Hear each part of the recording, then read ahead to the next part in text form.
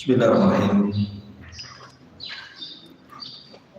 Assalamualaikum warahmatullahi wabarakatuh.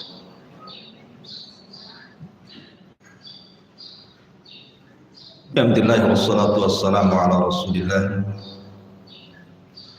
wa ala alihi wa sahbihi wa mawalah wa la hawla wa la quwwata illa billahi wa ba'd.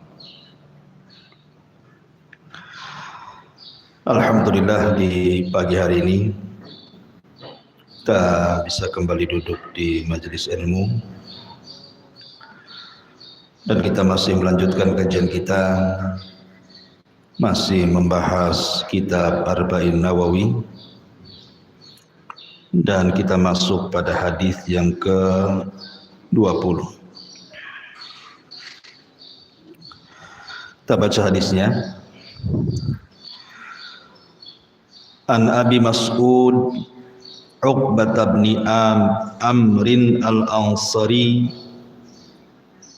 al-Badri radhiyallahu anhu qala qala Rasulullah sallallahu alaihi wasallam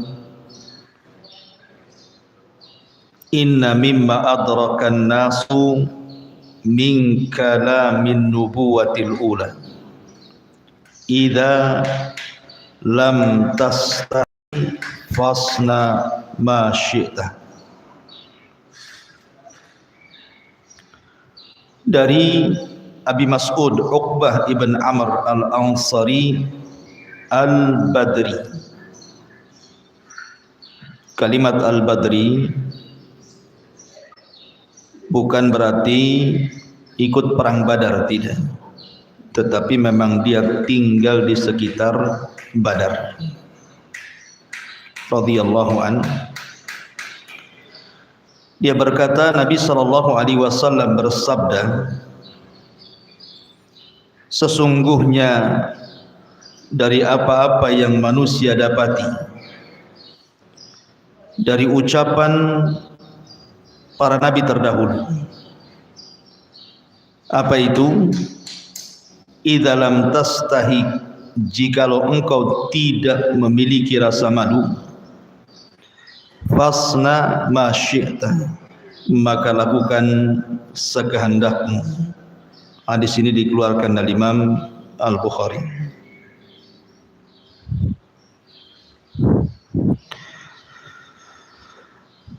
Baik. Hadis ini menjelaskan kepada kita tentang akhlak yang sangat mulia dalam Islam. Yang dimaksud di sinilah akhlak al-haya, akhlak malu.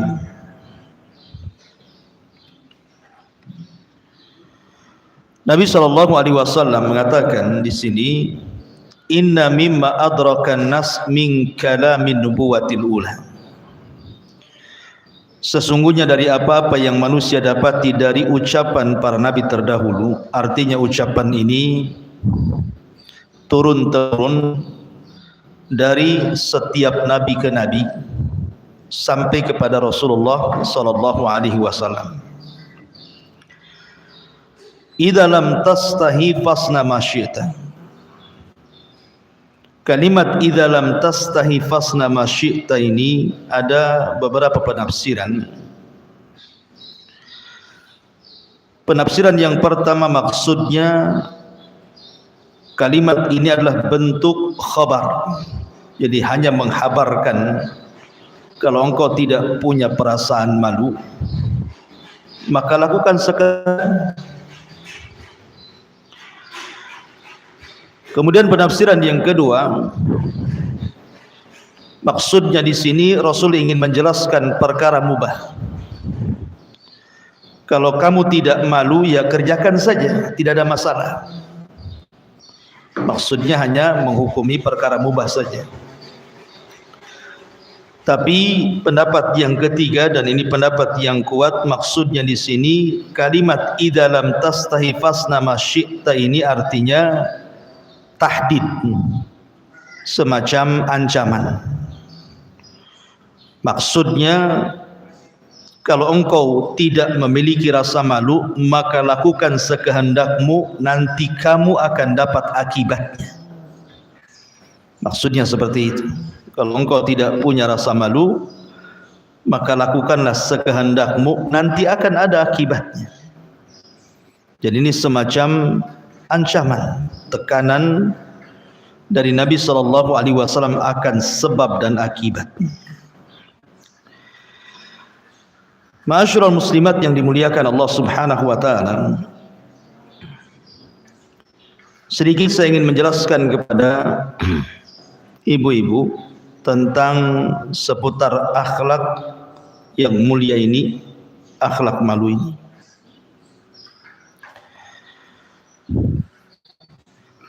Akhlak malu ini adalah warisan para nabi. Warisan para nabi sampai kepada Rasul kita Muhammad sallallahu alaihi wasallam. Al-Imam Al-Bukhari meriwayatkan sebuah hadis dari Abi Hurairah radhiyallahu an. Dijelaskan, inna Musa kana rajulan hayyan satiran la yura min jildihi syai'un istihya'an minhu. Jadi Nabi Musa alaihi salatu wassalam adalah seorang laki-laki pemalu. Juga dia senantiasa menutupi seluruh badannya. Dia tidak mau ada secuil kulit pun dalam badannya dilihat manusia karena malunya. Akan tapi Bani Israel membuat fitnah. Jangan-jangan Nabi Musa itu berpakaian seperti itu, jangan-jangan ada penyakit kulit di badannya. Makanya tidak mau disingkap sedikit pun dari pakaiannya. Alasannya karena Bani Israel ini, mereka kalau mandi biasanya mandi bareng-bareng di sungai. Kayak orang tempo dulu lah kan begitu ya, orang-orang desa. Biasanya kalau ada sungai di belakang rumah kan rame-rame orang mandi di situ. Belum ada kamar mandi dalam rumah itu. Ya nyuci di situ, mandi di situ, buang hajat di situ, udah biasa kayaknya ya. Orang-orang dulu ya. Kalau orang sekarang alhamdulillah sudah ada rasa malu, karena apalagi di rumah-rumah itu sudah ada kamar mandi. Jadi Nabi Musa alaihi salatu wassalam kalau mandi itu tidak mau bergabung dengan Bani Israel. Dia mandi sendiri dia. Lah sebab itulah maka Bani Israel mencela Nabi Musa. Jangan-jangan Musa itu punya cacat di badannya. Kenapa kalau memang dia sehat badannya, bagus kulitnya, kenapa tak mandi bareng-bareng di sini? Begitulah Bani Israel tidak hormat kepada nabinya sampai kepada masalah privasi gitu ya. Kehormatan Nabi Musa pun dibicarakan. Tetapi Allah Subhanahu wa taala ingin membalas apa yang dituduhkan Bani Israel bahwa itu tidak benar. Ini suatu ketika Nabi Musa alaihi salatu wassalam mandi sendiri. Fa wadha'a thiyabahu 'alal hijri. Kemudian dia lepas bajunya dan diletakkan di atas batu. Apa yang terjadi? Maka Allah Subhanahu wa taala membuat batu itu bisa berjalan. Jadi pakainya di atas batu itu, tiba-tiba batunya lari. Otomatis Nabi Musa alaihi salatu wassalam mengejar bajunya yang di atas batu itu. Rupanya batu itu terus berlari sampai melewati Bani Israel yang sedang mandi. Maka Bani Israel melihat Nabi Musa yang sedang mengejar pakainya di atas batu itu, barulah mereka melihat bagaimana fisiknya Nabi Musa yang indah. Akhirnya kemudian mereka pun sadar bahwa apa yang mereka tuduhkan itu tidak benar. Makanya Allah Subhanahu wa taala berfirman, ya ayyuhalladzina amanu la takunu kalladzina adzau Musa fabarra'ahu Allahu mimma qalu wa kana indallahi wajiha. Dalam surah Al-Ahzab ayat 69, Allah Subhanahu wa taala berfirman, wahai orang-orang yang beriman, jangan kalian seperti orang-orang yang menyakiti Musa. Kemudian Allah Subhanahu wa taala melepaskan tuduhan itu terhadap apa yang mereka katakan kepada Musa alaihi salatu wassalam. Dari sini menunjukkan bahwa Nabi Musa memiliki sifat malu. Maka kalimat Nabi sallallahu alaihi wasallam, inna mimma adrakan nas min kalami nubuwatil ula, sesungguhnya dari apa yang didapati manusia dari ucapan nabi-nabi terdahulu, idza lam tastahi fasna ma syi'ta, apabila engkau tidak punya rasa malu lakukan sekehendaknya, karena memang para nabi itu memiliki sifat malu.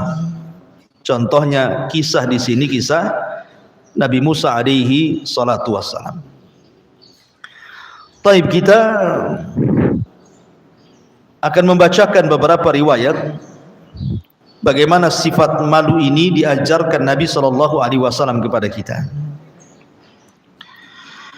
Ada satu kisah di zaman Nabi sallallahu alaihi wasallam. Jadi suatu ketika Nabi sallallahu alaihi wasallam ini sedang walimatul arus, menikah dengan salah satu wanita. Maka sebagaimana orang menikah tentu mengundang orang, banyaklah para sahabat datang untuk menyaksikan pernikahan Rasul dan juga makan di rumah Nabi sallallahu alaihi wasallam dalam rangka walimatul arus. Setelah selesai, banyak orang pulang, satu persatu orang pulang. Sahabat satu persatu pulang. Masalahnya ada 3 sahabat itu tidak mau pulang, malah ngobrol di rumah Nabi sallallahu alaihi wasallam. Namanya pengantin baru ya. Tentu kalau kita ya juga di pengantin baru kan maunya cepat balik orang-orang itu kan. Jadi Nabi sallallahu alaihi wasallam terganggu dengan 3 orang ini karena lama sih ngobrol aja di situ. Terkadang Nabi sallallahu alaihi wasallam keluar menemui istrinya yang lain, kemudian pulang lagi, masih ngobrol juga di situ. Maka dari sini kemudian Allah Subhanahu wa taala turunkan ayat, ya ayyuhalladzina amanu la tadkhulu buyutan nabi illa an yu'dzana lakum. Wahai orang-orang yang beriman, janganlah kalian masuk ke rumah-rumah Nabi kecuali diizinkan bagi kalian. Dan di pertengahan ayat Allah Subhanahu wa taala mengatakan illa an yu'dzana lakum, inna dzalikum kana yu'dzin nabi fayastahyi minkum. Karena yang demikian itu bisa menyakiti Nabi, dan Nabi sallallahu alaihi wasallam merasa malu terhadap kalian untuk mengusirnya. Untuk nyuruh pulang itu Nabi malu gitu. Dari sini Nabi sallallahu alaihi wasallam mengajarkan kepada kita sifat malu. Ma'asyiral muslimat yang dimuliakan Allah Subhanahu wa taala. Dijelaskan sebuah riwayat tentang sifat malu Nabi sallallahu alaihi wasallam. Di antaranya adalah Nabi sallallahu alaihi wasallam suatu ketika pernah ditanya oleh seorang wanita tentang mandi dari seorang wanita yang selesai haid. Jadi wanita ini bersih dari haid, ingin mandi junub dari haid. Dia bertanya kepada Nabi sallallahu alaihi wasallam, bagaimana caranya? Maka Nabi sallallahu alaihi wasallam memerintahkan agar wanita ini khudi firsatan min miskin fatatahhuri biha. Qalat kaifa atatahharu? Qala tatahhuri biha. Kemudian kata Nabi sallallahu alaihi wasallam, ambillah semacam kain, kemudian berikan wewangian minyak misik, kemudian bersihkan dengan itu. Wanita ini mengatakan, bagaimana caranya? Kata Nabi SAW, ya bersihkan. Kemudian wanita ini mengatakan, bagaimana caranya? Aisyah radhiyallahu anha paham, Rasul itu malu untuk menyebutkan letak di mana meletakkan dan membersihkan kain itu di tempat keluarnya haid gitu ya. Makanya kemudian Aisyah radhiyallahu anha langsung menarik wanita itu dan mengatakan, tatabba'i biha atharad dam. Maksud Nabi itu, kata Aisyah, agar engkau membersihkan sisa-sisa darah haid dengan kain itu. Itu maksudnya. Nabi mau menyebut seperti itu malu gitu ya. Sehingga berkali-kali wanita ini mengatakan, bagaimana cara membersihkan? Pokoknya dibersihkan. Bagaimana? Pokoknya dibersihkan. Gitu saja Nabi itu. Aisyah paham Rasul itu malu menyebutkan perkara-perkara seperti itu, makanya langsung ditarik oleh Aisyah. Coba Nabi SAW mengajarkan seperti itu, malu untuk menyebutkan hal-hal yang berkaitan dengan privasi seorang wanita. Tapi di zaman sekarang ini subhanallah, maaf kadang-kadang lagi marah saja yang disebut justru hal-hal yang berkaitan dengan privasi perempuan kan gitu ya. Nauzubillah, kadang-kadang kaget saja, latah itu pula yang disebut ya. Itu kan tidak punya rasa malu itu. Nabi SAW mengajarkan bagaimana perasaan malu sampai kepada orang bertanya, ini kan orang minta fatwa, wanita ini kan minta fatwa. Harusnya Nabi SAW menjelaskan kan gitu. Tapi dalam masalah minta fatwa pun Nabi SAW tetap menggunakan bahasa global, bahasa umum. Tidak mau dirinci gitu ya, karena ini persoalan perempuan masalahnya. Makanya di sini diajarkan bagaimana Nabi SAW mengajarkan sifat malu, al-haya'u la ya'ti illa bi khairin, bahwa rasa malu itu tidak mendatangkan kecuali kebaikan. Ketika seorang laki-laki datang kepada Nabi SAW minta wasiat, laki-laki ini datang kepada Nabi SAW mengatakan, ausini ya Rasulullah, Rasul berikanlah wasiat kepadaku. Maka Nabi SAW mengatakan, usika antastahi minallah kama tastahi rajulan min salihi kaumika. Kata Nabi SAW, aku wasiatkan kepadamu agar engkau memiliki rasa malu kepada Allah. Kemudian kata Nabi SAW, sebagaimana engkau malu terhadap laki-laki dari orang soleh dari kaum. Maksudnya begini, terkadang kalau kita berjumpa dengan ulama, dengan ustadz gitu kan, ada orang awam berjumpa dengan ustadz besar gitu ya, dengan ulama besar. Kan kalau berjumpa kan ngomongnya hati-hati kan gitu. Ya pasti tidak langsung gitu. Bahkan ada orang yang gak berani menemui karena malu. Ya karena malu. Kenapa? Ayo kamu saja yang ngomong. Ah saya malu, kamu saja. Dorong-dorongan kadang-kadang ya. Karena merasa malu. Lah kata Nabi SAW, bisa enggak engkau malu kepada Allah seperti engkau malu kepada orang soleh? Kenapa kita malu, terkadang menghadapi orang besar kita malu untuk bicara, menghadap. Kok kepada Allah Subhanahu wa ta'ala kalian tidak punya malu?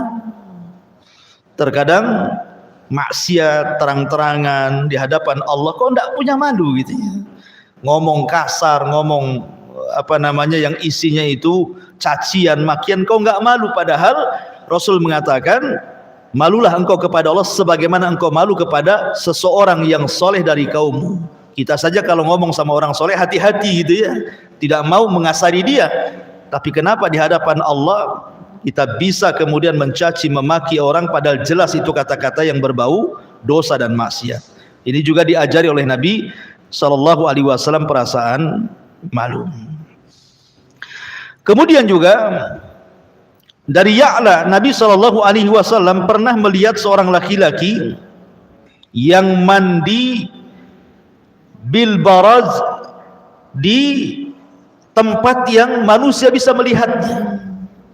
Jadi ada seorang laki-laki mandi di tempat padang istilahnya, orang bisa melihatnya. Tidak ada penutup, ya enggak ada tabir yang menutupi dia. Jadi kalau dia membuka baju nampak oleh orang, karena dia mandi di tempat yang orang bisa melihatnya. Tiba-tiba Nabi SAW naik ke atas mimbar.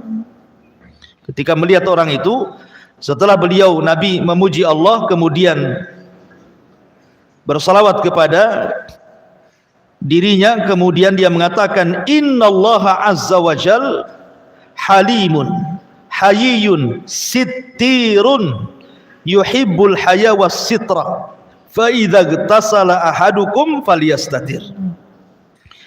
Kata Nabi SAW, sesungguhnya Allah zat yang maha lembut, yang maha malu dan maha sitir, yang menutupi aib orang. Dan Allah cinta dengan perasaan malu dan cinta dengan orang yang menutupi dirinya. Maka apabila seseorang mandi, hendaklah seseorang mendindingi dirinya supaya jangan dilihat orang. Dari sini juga Nabi SAW mengajarkan kepada kita supaya memiliki sifat malu. Dalam kondisi seperti itu kita disuruh untuk menutup supaya aurat kita tidak nampak. Itu dalam kondisi mandi, Bu, ya. Artinya orang mandi memang kan harus dibuka auratnya. Apalagi di zaman itu kan baju bukan seperti di zaman sekarang, Bu. Oh, zaman sekarang iyalah ibu mandi pakai baju pun baju satu lemari kan itu ya. Jadi kadang satu hari itu ganti 3 kali ya enak saja. Orang dulu kan baju paling 2-3 gitu ya. Kalau basah mungkin gak ada gantinya. Artinya harus dibuka kan gitu ya. Tetapi di zaman sekarang mandi nggak mandi ya dibuka saja sama orang itu. Ya kan, orang-orang awam yang tidak tahu aurat itu adalah dosa, sehingga ditampakkan saja. Nggak mandi saja nampak auratnya. Macam mana dia mandi kan itu ya? Itu karena tidak punya rasa malu. Tapi kemudian hadis berikutnya juga dari Abdullah ibn Mas'ud radhiyallahu an, Nabi SAW bersabda, istahyu minallahi haqqal haya. Qala qulna ya Rasulullah, inna lanastahi walhamdulillah. Qala laysa dhak walakinnal istihya minallahi haqqal haya an tahfadar ra'sa wa ma wa'a wa an tahfadal batna wa ma hawa wa an tatadhakkaral mauta wal bila wa man aradal akhirata wa taraka zinatad dunya faman fa'ala dzalika faqad istahya minallahi haqqal haya. Dari Abdullah bin Mas'ud radhiyallahu anhu, Nabi SAW bersabda, malulah kalian kepada Allah dengan sebenar-benarnya malu. Sahabat mengatakan, alhamdulillah Rasul, kami masih punya rasa malu. Kata Rasul, bukan itu. Akan tetapi kata Rasul, orang yang betul-betul malu karena Allah dengan benar-benar malu adalah antahfadar ra'sa wa ma wa'a. Engkau menjaga kepala dan seluruh isi kepala, baik matanya, telinganya, hidungnya, lisannya, otaknya, itu semua isi kepala. Wa antahfadal batna wa ma hawa, dan engkau menjaga perut dan apa yang kau masukkan ke dalam perutmu. Wa tatadzakkarul mauta wal bila, dan engkau mengingat kematian dan musibah-musibah yang menimpamu. Wa man aradal akhirata, dan barang siapa yang menghendaki akhirat maka dia meninggalkan perhiasan dunia. Maka barang siapa yang melakukan itu maka dia telah memiliki rasa malu kepada Allah dengan sebenar-benarnya malu.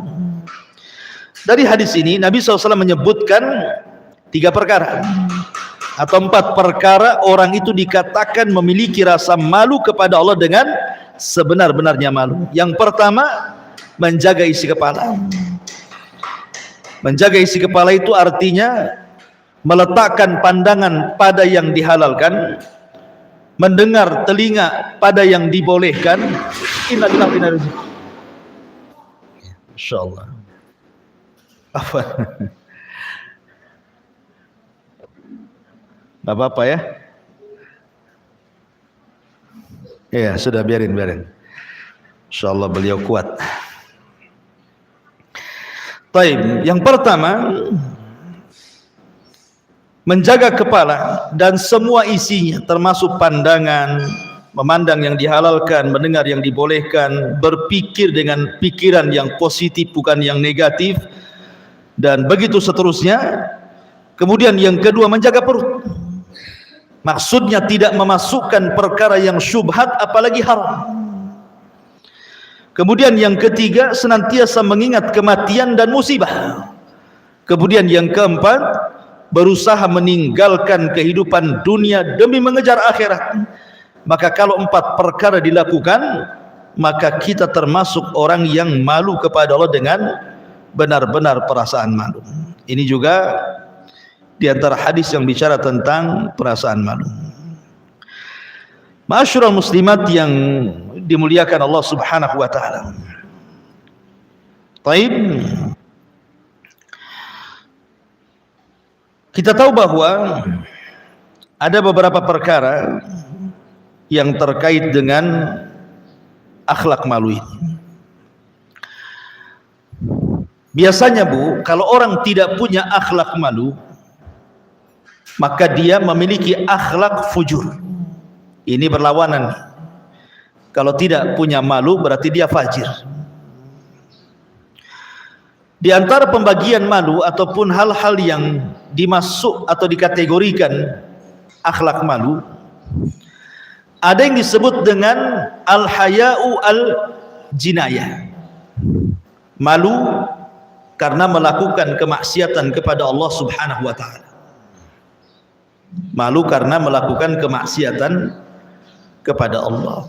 Seperti umpamanya seseorang berzina, naudzubillah, kemudian setelah berzina dia menyesal, ingin bertobat, malu kenapa saya berzina.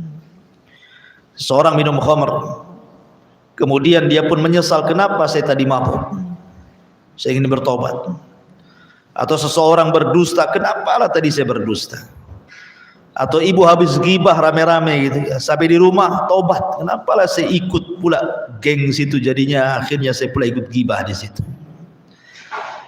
Nah ini disebut al-haya al-jinai. Nabi Allah Adam alaihi salatu wassalam, kita tahu bahwa dia maksiatnya adalah memakan buah larangan yang Allah firmankan, wala taqraba hadhihi syajarah fatakuna minadh dhalimin. Wahai Adam, jangan kau dekat-dekat pohon larangan ini, nanti engkau termasuk orang zalim.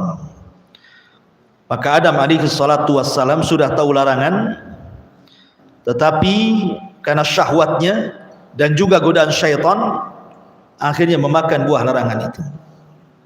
Adam pun menyesal. Karena menyesal, akhirnya Allah Subhanahu wa taala berikan dia hukuman, diturunkan Adam dari sorga ke bumi. Di bumi inilah kemudian dia pun berjalan ke sana kemari mencari pasangannya Hawa, dan Allah Subhanahu wa taala takdirkan berjumpa di Arafah. Kemudian keduanya diajarkan kalimat yang merupakan bentuk taubat. Rabbana zalamna anfusana wa illam taghfir lana wa tarhamna lanakunanna minal khasirin. Semenjak dia membaca doa ini, doa ampunan kepada Allah Azza wa Jal, maka sejak itu Adam tidak pernah berani mengangkat kepalanya ke langit karena malu kepada Allah Subhanahu wa taala. Sejak Adam bertobat dan diterima tobatnya oleh Allah Subhanahu wa taala, sejak itu Adam tidak berani menengadahkan kepalanya ke langit sampai meninggal karena malu dengan dosa yang pernah dia lakukan kepada Allah Subhanahu wa taala.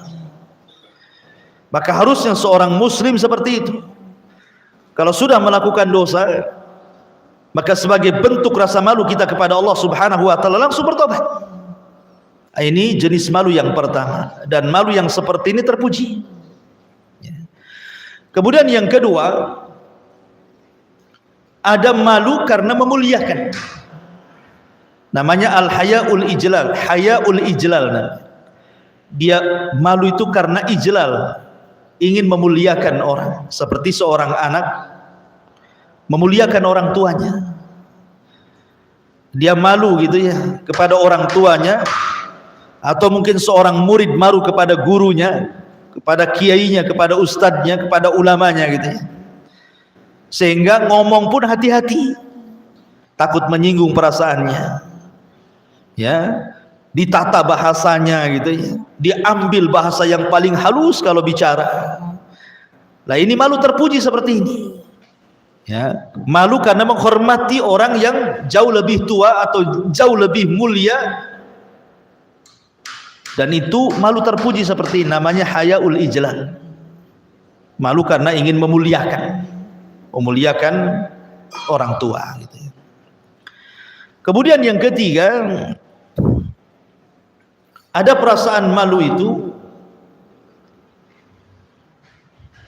yang sifatnya sesama, seumuran lah bahasa kita yang seumuran gitu. Karena hormatnya, karena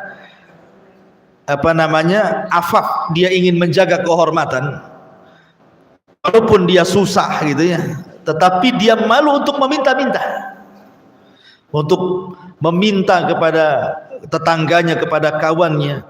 Maka dia jauh lebih baik bekerja dibandingkan meminta-minta. Ini malu yang terpuji. Karena di zaman sekarang justru meminta-minta itu dijadikan semacam pekerjaan kan gitu ya.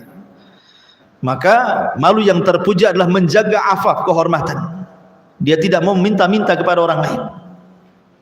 Sehingga dia lebih baik bekerja berkeringat ya kan, walaupun hasilnya tak banyak, daripada dia harus meminta-minta karena tahu bahwa perkara itu dicela dalam Islam. Karena meminta-minta itu kan dibolehkan karena 3 perkara saja. Selebihnya tidak boleh, dan itu sudah saya jelaskan ya. Dan banyak lagi bentuk malu-malu yang terpuji di hadapan Allah Subhanahu wa taala. Lah kebalikannya, kalau orang tidak punya rasa malu, pasti dia akan fajir. Pasti dia akan fajir. Seperti Nabi SAW bersabda contohnya, atau yang saya tambah lagi, malu yang terpuji adalah seperti seseorang karena banyak bergaul sehingga malu dengan seseorang yang, atau malu kepada kawannya. Contoh peristiwa Ali bin Abi Thalib radhiyallahu an. Ketika Ali radhiyallahu an, Ali itu kan punya penyakit madzaan, suka mengeluarkan air madhi. Karena dia kan sudah akrab dengan Nabi, kemana-mana bersama Nabi, karena dia kan katibul wahyi, penulis wahyu. Padahal kok Ali itu sama-sama sama Nabi, kemana-mana sama Nabi. Tetapi ketika Ali kemudian mengeluarkan air madhi, karena selalu mengeluarkan air madhi, dan itu penyakit, Ali malu bertanya kepada Nabi, coba kan. Padahal sama-sama laki-laki kan gitu ya, dan kemana-mana bersama Nabi itu.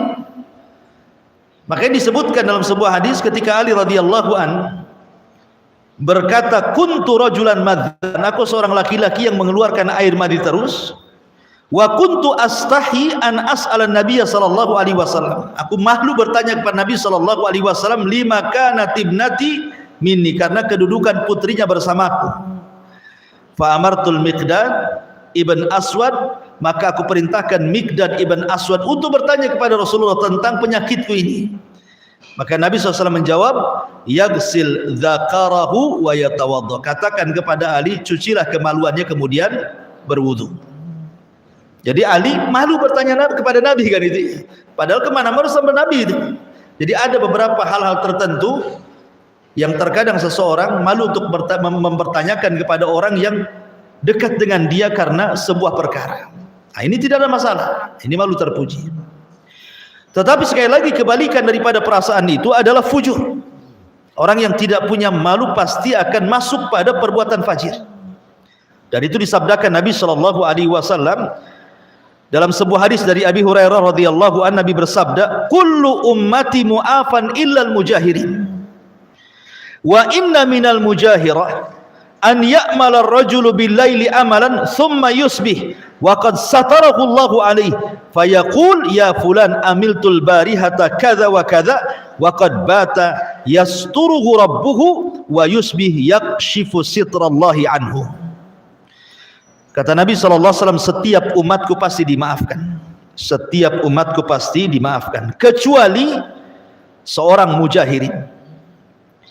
Siapa mujahirin ini? Maka Nabi SAW mengatakan seseorang yang dia bermaksiat di malam hari dan maksiatnya sudah ditutupi oleh Allah Subhanahu wa taala sampai di pagi hari. Tiba-tiba ketika di pagi hari dia ceritakan pula kepada orang dan mengatakan, aku sudah maksiat semalam ini dan itu. Padahal dia sedang tidur ditutupi aibnya, ketika bangun dia bongkar pula aibnya sendiri. Maka orang ini tidak punya rasa malu. Ini namanya orang fajir namanya. Ya kan? Harusnya kan malu kan itu ya. Masa maksiatnya sendiri diceritakan kepada orang. Maka ini juga harus jadi sebuah pelajaran, terutama ibu-ibu ya. Kalau ibu-ibu ada masalah dengan suami, orang tidak tahu loh, tetangga tidak tahu ya, ibu tengkar dengan suami, atau suami mungkin kurang ngasih uang belanja, atau apalah masalah ibu dengan suami, tapi kan tetangga tidak tahu. Allah Subhanahu wa taala tutup, cukup hanya ibu dengan suami saja. Tetapi terkadang ada ibu-ibu itu, karena akhlak malu itu yang dominan harusnya perempuanmu dibandingkan laki-laki. Harusnya perempuan dibandingkan laki-laki akhlak ini. Terkadang ada seorang istri kemudian menceritakan keburukan suaminya, menceritakan keburukan keluarganya, padahal Allah sudah tutup, yang tahu ibu dengan suami saja. Ini masuk pada hadis ini. Ya, karena sudah ditutup aibnya malah dibongkar oleh sendirinya, padahal itu pelakunya, dia pelakunya, kenapa kamu diceritakan? Atau mungkin sebelum hijrah mungkin ibu ya suka, mungkin dulunya mantan rentenir gitu ya, suka ngutang-ngutangi pakai riba gitu ya, akhirnya kemudian ngaji hijrah, diceritakan, dulu loh saya itu mantan rentenir gitu. Apa ini ceritakan ya. Allah sudah tutup loh, ibu sudah hijrah, orang nggak tahu ibu mantan rentenir. Kenapa pula akhirnya diceritakan kepada orang? Ketika ada masalah ya orang wajar, oh patutlah, dulu kan mantan rentenir dia. Dari mana tahu, dia sendiri yang ceritakan ya. Jadi perkara-perkara yang sudah ditutup oleh Allah Subhanahu wa taala jangan dibongkar lagi. Seperti ketika seorang syekh, dan ini pernah saya ceritakan, bercerita, ada seorang wanita bertanya kepada seorang syekh itu, dia menikah dengan seorang laki-laki baik-baik, dan seorang wanita ini mantan seorang pelacur, wanita malam. Kemudian bertobat, dapatlah laki-laki saleh. Ketika dia berumah tangga, harmonis rumah tangganya, tidak ada masalah. Tapi kemudian ada yang mengganjal dari wanita ini. Dia merasa bersalah kepada suaminya, berbohong bahwa dirinya dulu itu mantan seorang wanita pelacur. Kemudian wanita ini berkata kepada saya, bertanya, apakah saya harus jujur kepada suamiku bahwa aku ini mantan ini dan itu? Maka syekh ini memberikan fatwa, tidak perlu. Terkadang kejujuran itu tidak mesti akibatnya baik. Walaupun jujur itu baik, tapi tidak mesti jujur itu menjadi sebuah kebaikan. Ada perkara-perkara yang harus ditutupi. Kalau memang suami itu tidak tahu bahwa ibu ini mantan itu, sudah tutup. Karena Allah sudah tutupi, yang tahu hanya ibu dengan Allah saja maksudnya. Nggak usah diceritakan. Ya. Mantan penjahat, mantan pencopet, mantan ini, mantan itu. Kalau orang itu tidak tahu, umpamanya ibu punya tato nih, ya, punya tato kemudian hijrah, tutupi sajalah. Nggak usah dikasih tahu pada kawannya. Sebenarnya saya itu dulu itu waktu sebelum hijrah ini wanita nakal, nggak percaya nih loh tatonya, ada tato buaya, ada tato ular, tato baca. Nggak perlu, ngapain lah dikasih tahu, tutup saja. Kalau perlu kasih koyo gitu ya, tatonya pakai koyo saja, supaya orang tidak tahu. Ya itu karena kalau orang kemudian menampakkan maksiatnya, ini wanita fajirah namanya, nggak punya rasa malu gitu maksudnya. Ya. Baik, masyarul muslimat yang dimuliakan Allah Subhanahu wa taala. Kita masuk pada keutamaan akhlak malu ini. Apa saja keutamaannya orang yang memiliki akhlak ini? Yang pertama, akhlak ini maksudnya perasaan malu tidak mendatangkan kecuali kebaikan. Dan itu disabdakan Rasul, al-haya'u la ya'ti illa bi khairin. Rasa malu tidak mendatangkan kecuali kebaikan. Yang kedua, akhlak ini adalah akhlak yang dicintai Allah. akhlak yang dicintai Allah Subhanahu wa taala, karena Rasul mengatakan innallaha hayyun sittirun yuhibbus sitra wal haya. Sesungguhnya Allah itu zat yang maha pemalu lagi penutup, dan Allah suka dengan orang yang menutup dan yang memiliki perasaan malu. Jadi akhlak ini akhlak yang dicintai Allah Subhanahu wa taala. Kemudian yang ketiga, akhlak ini bagian daripada iman. Bagian daripada iman. Kata Nabi SAW, al-imanu bid'un wa sab'una syu'batan afdaluha qawlu la ilaha illallah wa adnaha imatatul adha anit tariq wal haya'u syu'batun minal iman. Di sini ada kata-kata wal haya'u syu'batun minal iman, dan rasa malu itu bagian daripada iman. Kemudian yang keempat, rasa malu itu akhlakul Islam, termasuk akhlak Islam. Kata Nabi SAW, inna likulli dinin khuluqan wa khuluqal Islam al-haya. Setiap agama punya akhlak, dan akhlak dalam Islam itu yang paling besar adalah perasaan malu. Kemudian juga yang nomor 5, akhlak ini membawa kepada istiqamah dalam ketaatan. Membawa istiqamah kepada ketaatan.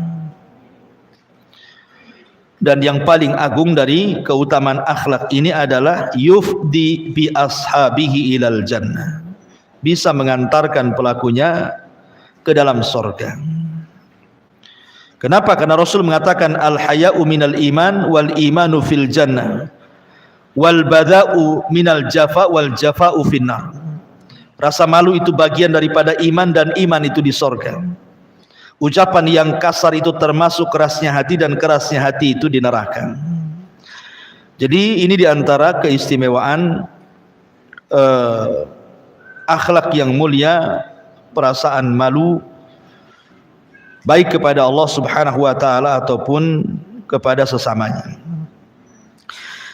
Kemudian yang perlu diketahui, sifat malu ini bukan hanya sebatas akhlak Islam bagian daripada iman, tetapi dia adalah sifat dari sifat-sifat Allah. Jadi akhlak malu itu termasuk dari sifat Allah. Nabi SAW bersabda, inna rabbakum hayyun karim yastahi min abdihi idza rafa'a yadayhi ilaihi an yaruddahuma sifran khaibataini. Kata Nabi SAW, sesungguhnya Rabb kalian zat yang maha pemalu. Lihat salah satu sifat Allah itu, sesungguhnya Rabb kalian adalah zat yang maha pemalu lagi pemurah. Bagaimana bentuk malunya Allah? Yastahi min abdihi, Allah itu malu kalau ada seorang hambanya mengangkat kedua tangannya kepadanya, kemudian dibiarkan kedua tangan itu kosong tanpa diberikan apapun. Lihat bagaimana perasaan malu Allah. Apabila Allah Subhanahu wa taala melihat ada seorang hambanya mengangkat kedua tangannya, kemudian Allah Subhanahu wa taala tidak memberikan apapun alias kosong, Allah itu malu. Malu kalau tidak memberikan sesuatu, karena Allah itu akan marah kalau kita tidak pernah memintanya. Berbeda dengan Bani Adam akan marah kalau kita selalu memintanya. Kan begitu bahasanya. Allah akan marah kalau kita selalu meminta kepada Dia, kalau kita tidak pernah meminta kepada Dia.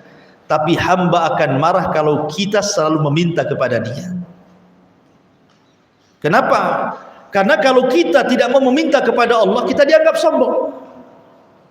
Innal ladzina yastakbiruna an ibadati sayadkhuluna jahannama dakhirin.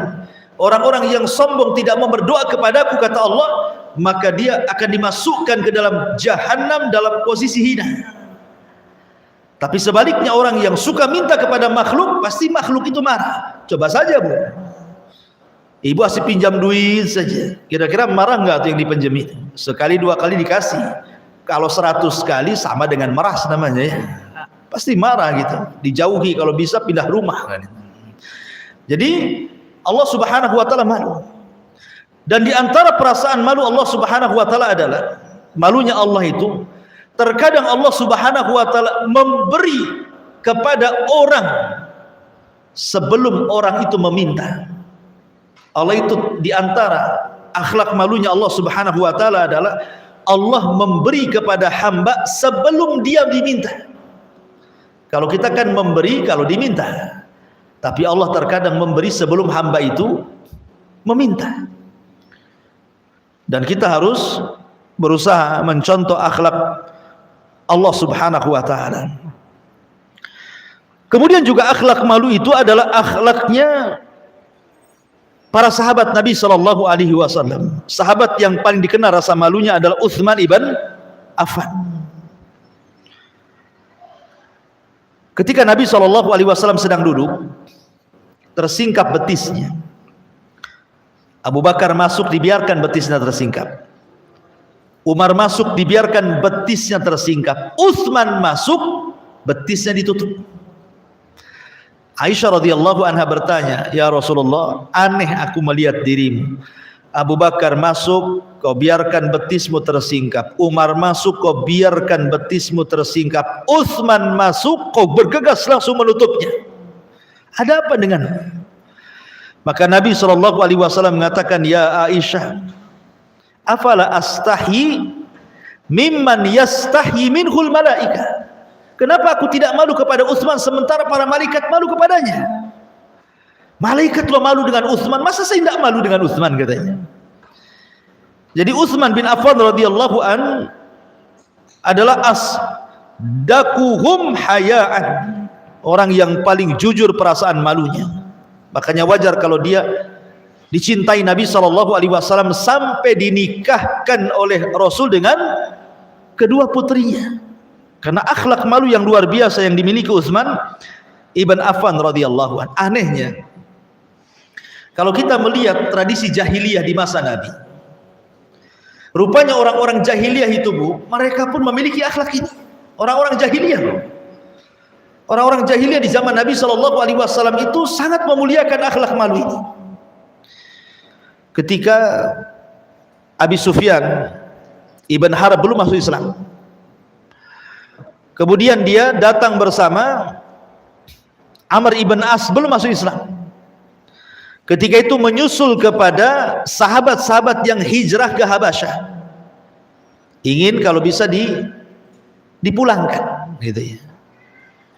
Nah, salah satunya adalah terjadi perdebatan itu antara sahabat Rasul dengan Abu Sufyan di hadapan raja. Apa kata Abu Sufyan radhiyallahu an sebelum masuk Islamnya? Dia mengatakan, "Wallahi laulal haya min an ya'suru alayya kadiban lakadzabtu an Muhammadin." Dia mengatakan, demi Allah, kalaulah bukan karena perasaan malu yang menguasai diriku, tentu aku akan berdusta terhadap si Muhammad itu. Artinya orang-orang jahiliyah itu juga menjunjung perasaan malu loh. Kalau orang jahiliyah saja mereka menjunjung perasaan malu, loh, masa kita yang sudah jauh daripada era jahiliyah tidak punya rasa malu? Bermaksiat terang-terangan, berdusta terang-terangan, menipu terang-terangan, gibah terang-terangan, jamaah lagi kan itu, direkam lagi, la ilaha illallah. Ya. Jadi tentu ini juga pelajaran, orang-orang jahiliyah saja masih punya rasa malu. Dan tentunya sekali lagi yang dominan akhlak ini adalah wanita, karena di zaman Nabi Musa ini kan sudah membunuh seorang gara-gara menolong seorang anak muda dari Bani Israel. Akhirnya dia kabur kan? Kabur kemana? Ke Madian. Sampai di Madian, tiba-tiba dia melihat ada laki-laki yang banyak yang antri mengambil air di sumur. Kemudian ada dua orang wanita menjauh karena malunya menjauh. Nabi Musa alaihi salatu wasallam akhirnya mendekati dua wanita itu, seolah-olah Nabi Musa ingin mengatakan, "Mana suamimu, mana bapakmu?" Tapi dua wanita ini cerdas dan mengatakan, "Sesungguhnya bapakku syaikhun kabir, sudah tua renta, tidak mungkin dia mengambil air, makanya kami yang mengambil air." Nabi Musa alaihi salatu wassalam kemudian tidak banyak bicara dengan wanita itu, langsung diambilnya timbanya. Kemudian Musa langsung ikut antri di sini. Kemudian setelah gilirannya dia ambil air, kemudian dibawa pulang langsung ke rumah orang tua dua wanita itu. Apa dalam Al-Quran? Allah Subhanahu wa taala mengatakan, "Faja'athu ihdahuma tamshi ala istihya. Maka datanglah salah seorang dari dua wanita itu berjalan sambil malu-malu. Qalat, dia mengatakan, inna abi yad'uka liyajziyaka ajra ma saqaita lana, falamma ja'ahu wa qassa alaihi al-qasasa qala la takhaf najauta minal qaumi zalimin. Maka ketika sampai kepada rumah wanita itu, maka wanita ini melaporkan kepada ayahnya. Kemudian wanita ini datang kepada laki-laki tersebut dan mengatakan, sesungguhnya ayahku hendak berjumpa denganmu, akan memberikan upah gara-gara engkau mengambil air. Kemudian Musa pun mendatangi ayah dua wanita itu. Ada yang mengatakan Ya'qub, tapi bukan nabi, dia orang saleh. Maka bapaknya mengatakan, jangan takut, sesungguhnya engkau akan selamat dari orang-orang zalim selama engkau bergabung di sini. Karena tahu Nabi Musa itu sedang dikejar-kejar gitu ya. Tapi syahidnya di sini apa? Seorang wanita ini berjalan tamshi ala istihya, dengan perasaan malu. Ya. Bahkan dijelaskan bagaimana jalannya saja menunjukkan wanita ini menjaga kehormatannya di hadapan Allah Subhanahu wa taala karena perasaan malunya. Wallahu alam, ini diantara penjelasan para ulama tentang hadis ke-20 dari hadis Arba'in An-Nawawi. Allah alam. Taib, sebelum saya tutup, silakan kalau ada yang bertanya.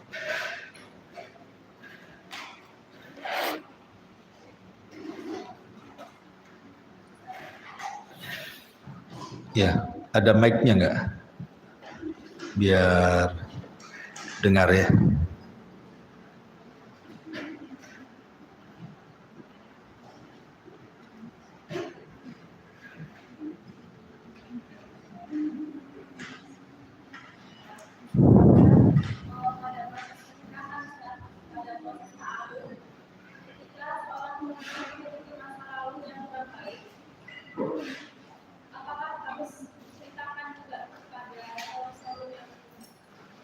Ya, alhamdulillah. Apakah dalam proses ta'aruf seseorang wanita ataupun mungkin yang prianya menceritakan masa lalunya yang kelam, gitu ya pertanyaannya. Kalau dia sudah berhijrah, ingat kalau dia sudah berhijrah dan sudah bertobat kepada Allah dan tidak melakukan lagi taubatan nasuha, tidak perlu. Tidak perlu dia menceritakan masa lalunya, apalagi masa lalu itu perkara yang sifatnya aib. Tidak perlu diceritakan. Ya. Kecuali kalau seandainya yang berkaitan dengan hal-hal yang nantinya akan membatalkan pernikahan. Contoh umpamanya kepalanya botak wanita ini ya, pakai jilbab, habis di kemo mungkin ya. Botak dia kan pakai jilbab. Mau ta'aruf gitu kan, ya dibilangi, maaf nih saya nggak punya rambut, kasih tahu, karena itu kan perkara-perkara yang akan dilihat masalahnya, ya kan. Nanti suaminya pas akad kaget gundul kan. Nah jadinya kan harus dikasih tahu tuh, karena perkara-perkara yang dilihat bisa nanti suaminya malah kamu ini bohong begini-begini kan. Tapi kalau berkaitan dengan dosa yang sudah dilakukannya, mungkin dia seorang wanita yang tidak baik-baik, tapi kemudian dia betul-betul tobat hijrah karena Allah Subhanahu wa taala, tidak perlu cerita. Ya, cukuplah zahirnya dia sudah tobat sudah. Sebab kalau seandainya diceritakan, setiap taruh diceritakan ya nggak laku, jadi gadis lapuk nanti. Nggak laku-laku kan gitu ya. Jadi kalau perkara-perkara maksiat yang sudah tobat, cukuplah dia dengan Allah yang tahu.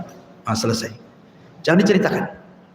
Kecuali dengan aib-aib fisik dia, mungkin ada cacat di badan dia, ceritakan. Nanti takutnya setelah nikah nanti ketahuan gitu ya.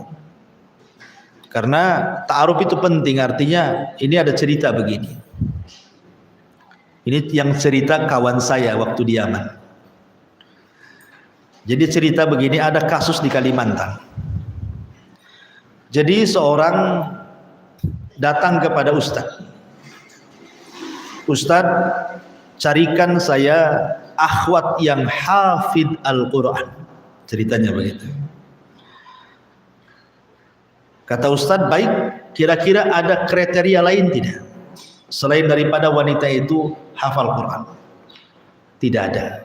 Pokoknya saya mau yang hafal Quran. Mau gimana terserah, yang penting istri saya hafal Quran. Ustadz ini mendesak lagi, ada kriteria lain nggak? Nggak ada. Yang penting hafal Quran. Kalau sudah hafal Quran semua baik, katanya. Akhirnya kemudian adalah wanita yang memang hafal Quran. Kemudian setelah diberitahu, alhamdulillah, apa yang kau cari sudah didapat. Ada seorang akhwat hafal Quran. Syaratnya engkau tidak boleh melihatnya, kau langsung menikah.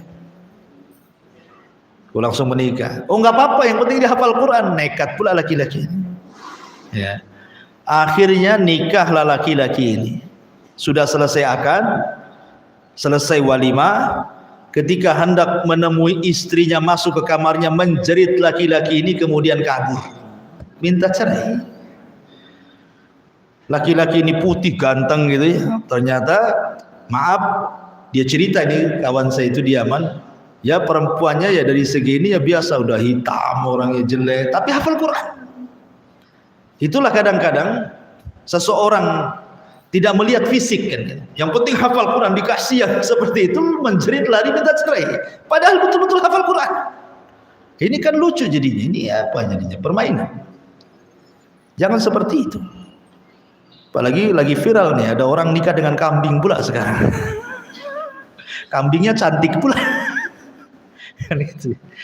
Digersik gitu ya. Naudzubillah. Masa kawin sama kambing pula. Kayak nggak ada orang perempuan lagi ya. Wallahu a'lam. Iya.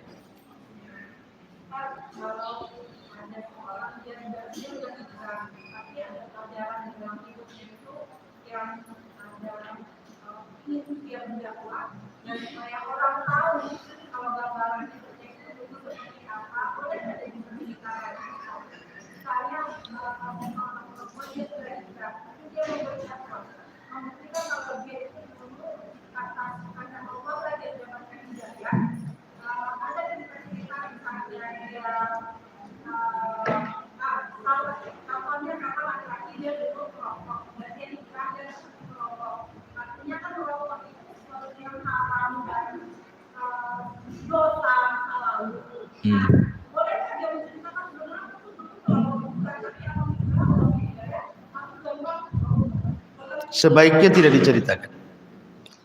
Sebaiknya tidak diceritakan. Ya, walaupun mungkin maksudnya itu untuk tahadus bin nikmah. Itu kan tahadus bin nikmah namanya ya. Menceritakan nikmat hidayah. Dulu saya seperti ini, sekarang sudah bagus. Itu kan namanya tahadus bin nikmah. Alhamdulillah sekarang saya hijrah, dulu saya itu rusak banget gitu kan. Itu kan tahadus bin nikmah sebenarnya, nikmat hidayah. Tapi sebaiknya nggak usah diceritakan. Ya. Tidak usah diceritakan karena dikhawatirkan nanti akan menyingkap aib dia yang lainnya. Ya, jadi nggak perlu diceritakan lah perkara-perkara itu. Cukup kalau sudah tobat hanya dia dengan Allah yang tahu. Kecuali ada kawannya yang tahu, dulu kan kamu gitu juga gitu. Umpamanya kan gitu ya. Ya itu kan bukan kita yang cerita, kawan kita. Nanti kita tinggal nepis saja, udah jangan cerita masa lalu, gitu kan. Jangan pula kemudian malah menikmati. Oh iya, ceritakan aja. Sama aja itu. Wallahu a'lam. Intinya enggak usah cerita lah masalah itu. Tatap masa depan saya kalau sudah dapat hidayah. Kecuali ya tadi untuk pelajaran kepada anak, ya kan. Ya, dulu ibumu itu begini, nak. Kamu jangan seperti itu. Nah, itu kan bukan orang lain, keluarga. Jadi itu supaya menjadi sebuah pelajaran. Kenapa ibu mendidik seperti ini? Karena ibu sudah merasakan, kamu jangan seperti itu.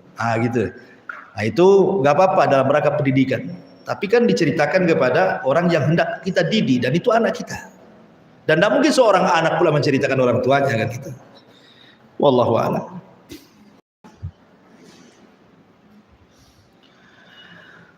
Taib, kalau cukup kita tutup, dan ada manfaatnya. Jam 10 juga. Subhanakallahumma bihamdika asyhadu an la ilaha illa anta astaghfiruka wa atubu ilaik. Allah ta'ala. Assalamualaikum warahmatullahi wabarakatuh.